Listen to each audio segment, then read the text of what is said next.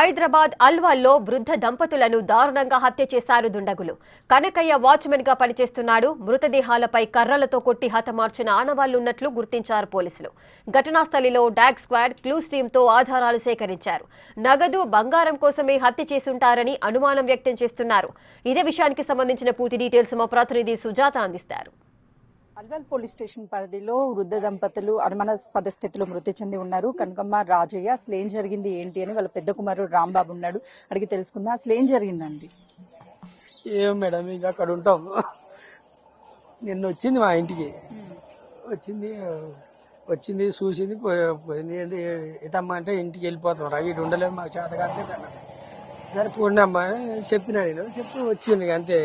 నాకు పొద్దున 8 గంటలకి మా బుజ్జి ఫోన్ చేసింది, మా చెల్లె ఫోన్ చేసి చెప్పింది, నాన్న అమ్మని ఎవరో చంపేసిర్రు అని చెప్పింది. అంటే ఎవరితోనా మీకు గొడవలు ఉన్నాయా? ఆస్తి తగాదాలు కానీ? మా గొడవలు గిడవలు ఏం లేవు. మేము బతకనికి వచ్చిన వీడికి మాకెవరు లేరు. మా అమ్మని మా అన్ని తలకాయల వల్ల కొట్టింది. ఘోరంగా ఉంది. అంటే ఎవరు చేసి ఉంటారని మీరు అనుమానిస్తున్నారు? ఆ సొమ్ములు ఉండే మా అమ్మ దగ్గర. ఆ సొమ్ములు తీసుకొని పోయారు. తీసుకుపోయినా అయిపోయేది.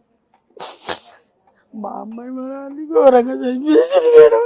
గాయాలు ఉన్నాయా? గాయాలు ఏం లేవు. తలకాయ ఏం లేదు. మొత్తం పలిగిపోయింది, మెదడు వెళ్ళిపోయింది. రూమ్ నిండా మొత్తం అంతా రక్తం, మెదడు వెళ్ళిపోయింది మేడం. అంటే బంగారం వీటి కోసమే వాళ్ళంతా వాటి కోసమే.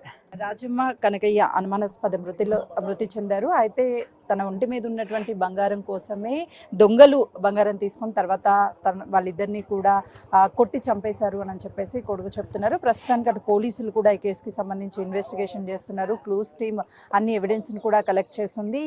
ఉదయం నుంచి కూడా అటు పోలీసులు ఇక్కడికి వాళ్ళకి సమాచారం అందుకున్న వెంటనే ఇక్కడికి వచ్చి క్లూస్ టీమ్ ఎవిడెన్స్ అందరినీ కలెక్ట్ చేస్తున్నటువంటి ప్రస్తుతం ఆ పరిస్థితి నెలకొందనే చెప్పాలి. చుట్టుపక్కల ఉన్నటువంటి వాళ్ళంతా కూడా అసలు ఏం జరిగింది ఏంటి అనేది తెలియడం లేదని చెప్తున్నారు. మరికొద్ది సేపట్లోనే ఈ డెడ్ బాడీలను కూడా గాంధీ హాస్పిటల్కి తరలించి పోస్ట్ మార్టం అయిపోయిన తర్వాత కూడా బాడీలను స్వగ్రామానికి తరలించే అవకాశం చాలా స్పష్టంగా కనిపిస్తుంది. అయితే కొడుకు రాత్రే అమ్మ మాట్లాడింది, మరో 2 రోజుల్లో ఇంటికి వెళ్తాము, ఇక్కడ నాన్నకి బాగోలేదు కదా, అక్కడే ఉంటామని చెప్తున్నారు. వాళ్ళ కుటుంబ సభ్యులంతా కూడా కన్నీరు మున్నీరు అవుతున్నారు. రోజు తమతో మాట్లాడేటువంటి వాళ్ళు ఒక్కసారిగా రాత్రి నుంచి ఏమైందో తెలియదు కానీ బయటికి రాకపోవడం, ఉదయాన్నే రోజు పాల కోసం వాళ్ళు బయటికి వస్తారు. నిన్న రాకపోవడంతో, ఈరోజు రాకపోవడంతో ఇంటికి వచ్చి చూసేసరికి వాళ్ళిద్దరు కూడా విగత జీవులుగా పడి ఉండడాన్ని కుటుంబ సభ్యులు తట్టుకోలేకపోతున్నారు. ప్రస్తుతం మనం చూడొచ్చు, వాళ్ళతో మాట్లాడించే ప్రయత్నం చేద్దాము. ఏమవుతారు?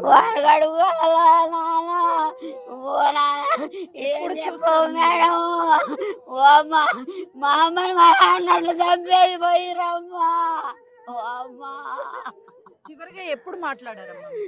సాయంత్రం మాట్లాడిరమ్మా. మేమేం చెప్పాలమ్మా? మా నాన్న మా ఇంటికి వచ్చిండమ్మా. నువ్వు ఇంటికి పోరాన వారపడ్డదన్నా అమ్మా. కుటుంబ సభ్యులంతా కూడా కన్నీరు మున్నీరు అవుతున్నారు. నిన్న సాయంత్రము నాన్నతో మాట్లాడాను, అమ్మ కూడా మాట్లాడింది, మరో 2 రోజుల్లోనే ఊరెళ్ళిపోతారు అని చెప్పారు. కానీ ఇంతలోనే ఈ ఘటన జరిగింది.